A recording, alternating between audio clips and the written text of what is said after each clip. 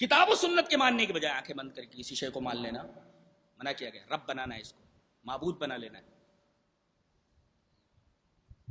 ایک حدیث پڑھنے جا رہا ہوں بڑی زبردست. اچھا پہلے وہ حدیث جو پڑھنے جا رہا تھا میں وہ پڑھتا. ابھی ٹائم ہے نا؟ کتنا ٹائم ہے؟ کتنا ہے؟ آدھا گھنٹہ. ہاں تو پہلے ایک حدیث کو پڑھاتے ہیں، غور سے سنیے تو سناتا ہوں. حدیث وعن ابی سعید الخدری رضی اللہ تعالی عنہ بینما رسول اللہ صلی اللہ علیہ وسلم يصلي باصحابه خلعنا عليه فوضعهم عن يساره فلما راى القوم ذلك القوا نعالهم فلما انصرف قال ما حملكم على القائكم نعالكم قالوا القينا قالوا رايناك القيت نعالك فالقينا نعالنا فقال رسول الله صلى الله عليه وسلم ان جبريل عليه السلام اتاني فاخبرني ان فيهما قذرا وقال اذا جاء احدكم المسجد فلينظر فإن رأى فينا عليه قذرا او اذى فليمسحه وليصلي فيهما رواه ابو داؤد في كتاب الطهارة. حضرت امام ابی داؤد اس حدیث پاک کو ایسے کتاب الطہارہ کا دلائل ایک صفحے کی حدیث پوری پڑھ دی. راوی حضرت ابو سعید خدری. حضرت ابو سعید خدری فرماتے ہیں کہ نبی کریم صلی اللہ علیہ وسلم نماز پڑھا رہے ہیں، پیچھے صحابہ نماز پڑھ رہے ہیں. نبی کریم صلی اللہ علیہ وسلم جوتا پہن کر نماز پڑھا رہے ہیں، پیچھے جوتا پہن کر صحابہ کرام اقتدا کر رہے ہیں. پتہ یہ چلا کہ جوتا پہن کر نماز پڑھی جا سکتی ہے، پڑھائی جا سکتی ہے، اور جوتا پہن کر کے نماز پڑھی بھی جا سکتی ہے. پیچھے امام بھی جوتا پہن کر نماز پڑھا سکتا ہے اور پیچھے مقتدی بھی جوتا پہن کر نماز پڑھ سکتا ہے. جوتا پہننے کا مطلب یہ نہیں کہ اجازت دے دی کہ قالین بچھی ہوئی ہے آپ جوتا پہن کر کے قالین کے اوپر چلتے چلے آئیں. بھائی ادب ہوتا ہے، گندا ہو جائے گا، خراب ہو جائے گا. بہرحال آپ وہاں جوتے اتار کر کے آئیے. ہاں اگر نیچے فرش اٹپٹا ہو، آکورڈ ہو تو آپ جوتے پہن کر کے آ جائیے، کوئی حرج نہیں. آپ جوتے پہن کر نماز پڑھ لیں. جیسے جنازہ آپ کو پڑھنا ہے وہاں ایسے جوتے اتارنے کی ضرورت ہے، پڑھ لیں. نبی کریم صلی اللہ علیہ وسلم کو جب دیکھا کہ نبی کریم صلی اللہ علیہ وسلم جوتے پہن کر نماز پڑھا رہے تو صحابہ کرام نے بھی جوتے نہیں اتارے، جوتے پہن کر ہی اقتدا کرنے لگے. درمیان نماز میں آپ نے کیا کیا؟ جوتا اتارا، پھر دوسرا جوتا اتارا، اس کے بعد اسے بائیں سائڈ میں رکھ لیا. اس کا مطلب ہے اگر درمیان نماز میں آپ کو جوتے اتارنے کی ضرورت پڑے تو آپ اتار کر کے اتار سکتے ہیں. آپ کوئی پرابلم ہے، کوئی تکلیف ہے، اور بائیں سائڈ میں رکھ لیا، بائیں سائڈ میں. یہاں ایک مسئلہ اور معلوم ہوا کہ جیسے آپ کو موبائل بجنے لگا، موبائل نکال کر کے آپ اسے سوئچ آف کر کے دوبارہ ڈال سکتے ہیں. جیسے ہاتھ باندھے ہوئے آپ دونوں ہاتھ چھوڑ دیجیے، بلکہ ایسے نکال لیجیے، دونوں ہاتھ ایسے نکال لیجیے، اس کے بعد سوئچ آف کر کے یا ڈال لیجیے، پورا ہاتھ باندھ لیجیے. ہاتھ چھوڑنے سے نماز باطل نہیں ہوتی. اب یہ نبی کریم صلی اللہ علیہ وسلم نے دونوں جوتے اتار لیے، کنارے رکھے. پیچھے لوگوں نے دیکھا کہ آپ نے دونوں جوتے اتار لیے. ایک مسئلہ اور بھی معلوم ہوا کہ ویسے تو آدمی سجدے کی جگہ پر نگاہ کرے، لیکن اگر اس کی نگاہ آگے بھی چلی جائے تو اس سے نماز فاسد نہیں ہوتی. اس لیے کہ نبی کریم صلی اللہ علیہ وسلم کو جوتوں کو دیکھنا، اس کا مطلب یہ کہ سجدے سے آگے نگاہ چلی گئی ہے. تو یہ مسئلہ معلوم ہے، ایک باریک مسئلہ ہے. تو جب لوگوں نے دیکھا کہ انہوں نے اپنے جوتے اتار دیے ہیں تو انہوں نے اپنے جوتے اتار دیے. جب نبی کریم صلی اللہ علیہ وسلم نے سلام پھیرا تو دیکھا کہ آپ کے جوتے نکل کر کے بائیں طرف رکھے ہوئے، تمام صحابہ کرام کے جوتے نکال کر کے انہوں نے بائیں سائڈ میں رکھا ہوا ہے.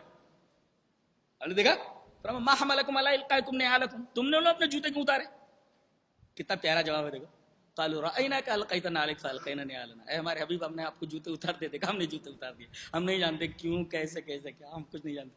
آج قیل و قال کرتا ہے، اگر ایسا ہو تو ویسا، امام صاحب نے ایسا سمجھا ہو تو ایسا. یہ سب قیل و قال صحابہ کرام نہیں جانتے تھے. دیکھو کتنا پیارا انداز ہے اتباع کرنے کا، کتنا سادہ انداز ہے. رأیناک القیت نعالک فالقینا نعالنا، اے ہمارے حبیب ہم نے آپ کو جوتے اتارتے دیکھا، ہم نے جوتے اتار دیے. ہم نے کیا کیوں، ہم کو سوال بھی نہیں کرنا ہے. جو آپ کر رہے ہیں ہم کو وہی کرنا ہے. اسی کا نام اتباع ہے. چپ چاپ کر لینا اور اعتراض نہ کرنا. اب نبی کریم صلی اللہ علیہ وسلم فرما رہے بھائی تم لوگوں کو جوتے اتارنے کی ضرورت نہیں تھی، میں نے کچھ جوتے اتارے اس کی وجہ بتا رہا ہوں. کیا؟ ان جبریل علیہ السلام اتانی فاخبرنی ان فیہما قذرا، حضرت جبرائیل آئے اور کہا کہ آپ کے دونوں جوتوں میں گندگی لگی ہوئی ہے. اس سے ایک مسئلہ یہ معلوم ہے کہ نبی کو غیب کا علم نہیں ہوتا. اس لیے کہ اگر آپ کو غیب کا علم ہوتا تو آپ گندے جوتے پہن کر کے نماز کے لیے کیوں کھڑے ہوتے؟ دیکھیے جوتے آپ کے دونوں گندے ناپاک ہیں اور آپ وہی جوتے پہن کر کے نماز پڑھا رہے. جبرائیل آئے، پتہ یہ چلا کہ جبرائیل آ کر جو بتائے اللہ کی طرف سے وہی بات آپ کو معلوم ہوتی ہے، آپ کو غیب کا علم نہیں ہے. ان جبریل علیہ السلام اتانی فاخبرنی ان فیہما قذر، اس سے پتہ یہ چلا کہ جوتے میں اگر گندگی لگی ہو تو نماز نہیں ہوتی. ہاں جوتے کے اندر گندگی لگی ہو اس کو صاف کر لو، اس کے بعد جوتے پہن کر کے نماز پڑھو. پھر آپ نے فرمایا تم میں سے کوئی آئے مسجد میں تو دیکھ لے اگر اس کے جوتے کے اندر گندگی لگی ہوئی ہے تو اس کو پوچھ لے. دھلنا بھی ضروری نہیں ہے، چپل وغیرہ کے اندر ہے تو اسے پوچھ لے، کہیں لے جا کر کے ایسے پوچھ لے، اس کو پوچھ لے. دھلنا بھی ضروری نہیں، پوچھ لے اس کو. فلیمسحہ ولیصلی فیہما، اور اس کے اندر وہ نماز پڑھ لے. یہاں بتانا یہ ہے کہ نبی کریم صلی اللہ علیہ وسلم کی اتباع کا انداز دیکھیا کہ نبی کریم صلی اللہ علیہ وسلم کو انہوں نے جوتے اتارتے دیکھا، چپ چاپ انہوں نے جوتے اتار دیے، وجہ نہیں پوچھی۔ آج آدمی کتنا قیل و قال کرتا ہے، کتنا قیل و قال کرتا ہے۔ تو اتباع کا صحیح انداز اور اتباع کا صحیح طریقہ اور اتباع کہتے کس کو ہیں، اس حدیث پاک سے آسانی سے سمجھا جا سکتا ہے۔ اب اس حدیث پاک کی طرف ہم آتے ہیں۔ ایک طرف نبی کی بات ہے، دوسری طرف ایک صحابی کی بات ہے جی۔ حالانکہ اب یہ حدیث پڑھنے کی ضرورت نہیں ہے، اس لیے کہ وہاں نبی کی بات ہے اور سامنے نبی کی بات ہے، تو ہمارے نبی کے مقابلے میں کسی نبی کی بات چلنے والی نہیں ہے، وہ حدیث گزر چکی۔ جب نبی کی بات ہمارے نبی کی موجودگی میں نہیں چل سکتی تو دوسرے آدمی کی بات کیا چلے گی؟ نبی کی موجودگی میں موسیٰ کی بات نہیں چلنے والی ہے تو دوسرے کی بات کیسے چل سکتی ہے؟ کسی پیر کی، کسی امام کی؟ اب یہ حدیث سن لے، بات واضح ہو جاتی ہے۔ ایک مسئلہ حضرت عمر بتا رہے ہیں اور ایک مسئلہ نبی بتا رہے ہیں، کس کی بات لینا؟ صحابہ کرام کا عقیدہ دیکھیے، کون سی بات لینا؟ نبی کی بات آ گئی، صحابی کی بات آ گئی، کس کی بات لینا؟ صحابی کی کہ نبی کی؟